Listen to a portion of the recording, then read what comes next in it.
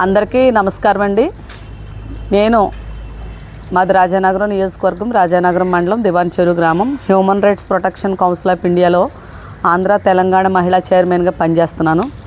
తప్పు ఎక్కడ జరిగినా ఖండిస్తాను, తప్పు చేసిన వాడు తాట కూడా తీస్తాను. అయితే ఇప్పుడు మా రాజానగరం మండలం దివాన్ చెరువు గ్రామంలో గంజాయి బ్యాచ్ ఎక్కువ హల్చల్ అవుతుందండి. అయితే ఎవరు ఏటన్నది డిపార్ట్మెంట్ వారికి తెలుసు, కానీ వారు కూడా చూస్తున్నారు. కానీ వాళ్ళ కళ్ళు కూడా కప్పి ఈ కొంతమంది ప్రైవేట్గా ఇంజనీరింగ్ కాలేజీ స్టూడెంట్స్, ఇలా కొంతమంది స్టూడెంట్స్ వేరే వేరే ఇళ్లలో అద్దెకు రావడం, వాళ్ళని గంజాయికి ప్రోత్సహించి ఆ పిల్లల్ని పాడు చేయడం కూడా రాజమండ్రి నుంచి ఒక టీం బయలుదేరి వచ్చి పాడు చేస్తుంది. దయతో దివాన్ చెరువు చుట్టుపక్కల గ్రామాల్లో ఎవరైనా సరే గంజాయి బ్యాచ్కి ఖచ్చితంగా మీరు ఇళ్ళకి కానీ అద్దెకిస్తే వారిపై తగిన చర్య తీసుకుంటాను. అలాగే దివాన్ చెరువులో కూడా కొంతమంది చదువుకుంటున్న స్టూడెంట్ని కూడా పాడు చేయడం జరుగుతుంది. డిపార్ట్మెంట్కి కూడా కంప్లైంట్ ఇవ్వడం జరిగింది, సీఏ గారికి కూడా చెప్పాం. ఆయన కూడా త్వరలోనే నిర్ణయం తీసుకొని వారిని అరికట్టే ప్రయత్నం అయితే చేస్తున్నారు. కానీ చదువుకునే స్టూడెంట్స్కి మీరు ఎక్కడి నుంచో వచ్చి చదువుకుంటున్నారు, మీ తల్లిదండ్రులు చాలా భారం కలిగి మిమ్మల్ని చదివిస్తున్నారు, అది దృష్టిలో పెట్టుకోండి. ఈ గంజాయికి డ్రగ్స్కి అలవాటు పడి మీ జీవితాలు పాడు చేసుకోవద్దని మహిళా చైర్మన్గా నేను మీ అందరికీ తెలియజేస్తున్నాను. యూత్ బాయ్స్ అందరికీ నిన్న కాక మొన్న కూడా మా దివాన్ చెరువులో ఒక సమస్య జరిగింది. అవతల ఎస్సీపేటలో కూడా కొంతమంది దౌర్జన్యంగా ఇంట్లో ప్రవేశించి ఆడవారిని కూడా దుర్భాషలాడుతూ మెళ్ళలో ఏ ఉంటాయి లాక్కిపోవడం ఇలాంటివి చేస్తున్నారు. వారిపై తక్షణమే డిపార్ట్మెంట్ వారు, బొమ్మూరు సీఏ గారు కూడా, డిపార్ట్మెంట్ వారు డిఎస్పీ మేడం గారు కూడా చర్య తీసుకోవడానికి కూడా వారు ముందుకొచ్చారు.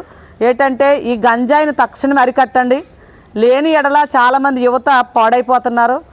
అందుకే నేను మీ లైవ్ ద్వారా చెప్పడం కూడా జరుగుతుంది. ఎందుకంటే ఒక్కొక్కరికి నేను చెప్పలేను కాబట్టి మీ మీడియా మిత్రుల ద్వారా తెలియజేస్తే కొంత అరికట్టడానికి కూడా మార్గం ఏర్పడుతుందని నా అభిప్రాయం.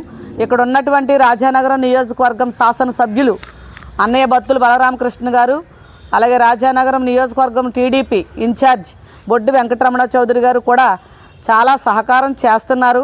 కానీ వారెవరో కూడా ఈదుల్లోకి వచ్చి ఇళ్లలోకి వచ్చి చూడలేరు కాబట్టి డిపార్ట్మెంట్ వారు వీరిపై చర్యలు తీసుకోవాలని, ఎక్కడైతే యువత పాడైపోతుందో కాలేజీలు కానీ వస్తున్నారు, నేను చాలా దిక్కులు కారు వేసుకుని వెళ్తూ ఉంటాను, అమ్మాయిలు అబ్బాయిలు కాలేజీకి వెళ్లకుండా సినిమా హాల్ అంతా తిరగడం ఇలాంటివి చేస్తున్నారు. కాలేజీ యాజమాన్యం తప్పనిసరి ఒక స్టూడెంట్ రాలేని పక్షంలో వారి తల్లిదండ్రులకు ఇన్ఫామ్ చేయాలని ప్రతి కాలేజీ ప్రిన్సిపాల్ సార్లందరికీ కూడా తెలియజేయడం జరుగుతుంది. కాలేజీలో ఎక్కడైనా తప్పు జరిగినా, మహిళల పట్ల అసభ్యంగా ప్రవర్తించినా వారికి తాట తీసే వరకు నిద్రపోమని తెలియజేసుకుంటున్నాను.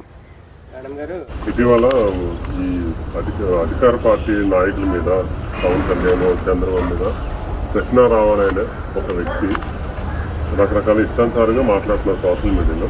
దాని మీద మీ అభిప్రాయం? సార్, నేను మంచి క్వశ్చన్ వేశారు. రావణ్ అనే వ్యక్తి నేను చూశానండి సోషల్ మీడియాలో. చంద్రబాబు నాయుడు గారిని, పవన్ కళ్యాణ్ గారిని ఆయన అనే స్థాయి కాదు. ప్రజలు మనకి అవకాశం ముందు గత ప్రభుత్వంలో చేసిన తప్పులన్నీ చేశారు కాబట్టి ప్రజలందరూ గద్దె దింపారు. కుల రాజకీయాలు చేయడం, ఇలా మతాల మధ్య చిచ్చు పెట్టడం, కొన్ని అనవసరమైన విషయాల్లో తలదూర్చి బూతులు తిట్టడం, నాయకులను విమర్శించడం, అమ్మనా బూతులు తిట్టడం అవన్నీ చూసి ప్రజలు విసుకెత్తిపోయి కూటమి ప్రభుత్వానికి అవకాశం ఇచ్చారు. చంద్రబాబు నాయుడు గారు కానీ, పవన్ కళ్యాణ్ గారు కానీ వీరు చాలా క్రమశిక్షణ కలిగి, మోదీ గారు కూడా సపోర్ట్ ఇచ్చి క్రమశిక్షణ కలిగి వారు ప్రజల మధ్యలోకి వచ్చి ప్రజా సమస్యలు తీర్చి ప్రజలకు అందుబాటులో ఉండి ప్రతి సమస్య తీరుస్తున్నారు. ఆంధ్రప్రదేశ్ని అప్పుల కుప్పగా తయారు చేసేసింది గత ప్రభుత్వం. అవన్నీ సానుకూలంగా పరిశీలించి అభివృద్ధి చేసి, ఎక్కడికైనా మనం రోడ్డు మీద వెళ్తుంటే, నేను రావులపాలెం కానీ లారపర్తి కానీ వెళ్తుంటే రోడ్లు అసలు బాగుండేవి కాదు. అలాంటి అన్ని అభివృద్ధి చేసి ఈ కూటమి ప్రభుత్వం చేస్తుంది. ఏమండి, గత అనపర్తిలో చంద్రబాబు నాయుడు గారిని ఎలాంటి హింసలు పెట్టిందండి గత ప్రభుత్వం? పవన్ కళ్యాణ్ గారిని ఎలాంటి మాటలు తిట్టారండి? అవన్నీ గుర్తుకు రాలేదా? అక్రమంగా సెంట్రల్ జైల్లో చంద్రబాబు నాయుడు గారిని అరెస్ట్ చేయలేదా? రోజా గారు ఎలాంటి మాటలు మాట్లాడేది? ఆవిడెవరో అసలు అర్హత లేని ఆవిడకి పదవి ఇచ్చి ఆవిడ తమ్మనాబూతులు తిట్టించలేదా చంద్రబాబు గారిని కానీ, మన లోకేష్ బాబు గారిని, వీరిని?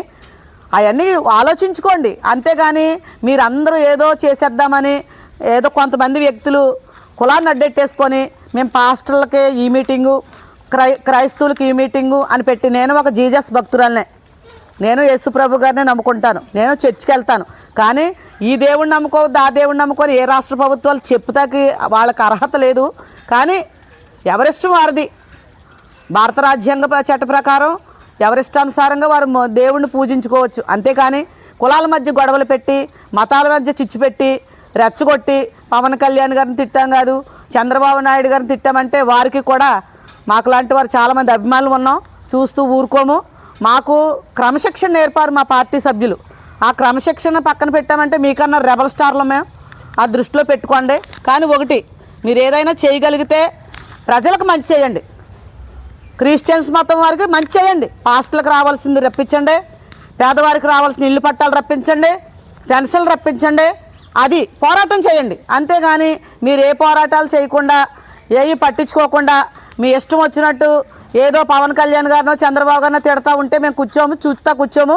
మా టైం వచ్చినట్టు మేము చూపిస్తాం. కానీ ఒక విషయం మీ అందరికీ తెలియజేసేది ఏమిటంటే, నేను మానవ హక్కుల దాంట్లో హ్యూమన్ రైట్స్లో కూడా పనిచేయడం జరుగుతుంది. కాబట్టి మీకు నేను ఒక అక్కగా చెప్పేది ఏమిటంటే, మతాల మధ్య కానీ, కులాల మధ్య కానీ, పార్టీల మధ్య కానీ విభేదాలు సృష్టించకుండా మీరు బాగానే వెళ్ళిపోతారు. తర్వాత చిన్న చిన్న స్థాయిలో అందరూ ఇరుక్కుపోతారు.